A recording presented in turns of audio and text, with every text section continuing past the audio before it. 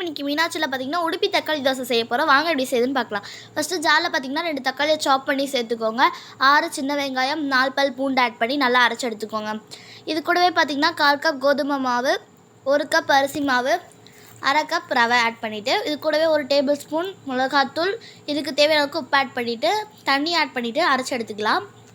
இப்போ இதை பார்த்திங்கன்னா ஒரு பாத்திரத்துக்கு ஷிஃப்ட் பண்ணிடலாம்.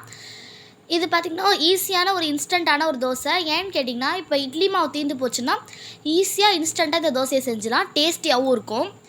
இப்போ பார்த்திங்கன்னா மாவை ஆட் பண்ணிவிட்டு ஜீரகம், கொத்தமல்லி ஆட் பண்ணிவிட்டு நல்லா மிக்ஸ் பண்ணிவிடுங்க. நல்லா மிக்ஸ் பண்ணதுக்கப்புறம் இப்போ தோசை ஊற்ற போகிறோம். ஃபஸ்ட்டு ஸ்டவ் ஆன் பண்ணி தவா வச்சு நம்ம தோசை எப்படி ஊற்றுவோமோ அதே மாதிரி ஊற்ற வேண்டியதான். இது கொஞ்சம் ரவை தோசை மாதிரி தான் வரும். நம்ம உடனே திருப்பி போட முடியாது, திருப்பி போட்டாலும் பிச்சுக்கும். இது மாதிரி ஆஃபாக திருப்பி இந்த மாதிரி நம்ம எடுத்துக்கணுன்னா ஈஸியாக வந்துடும். சுவையான மீனாட்சி விட்டு உடுப்பி தக்காளி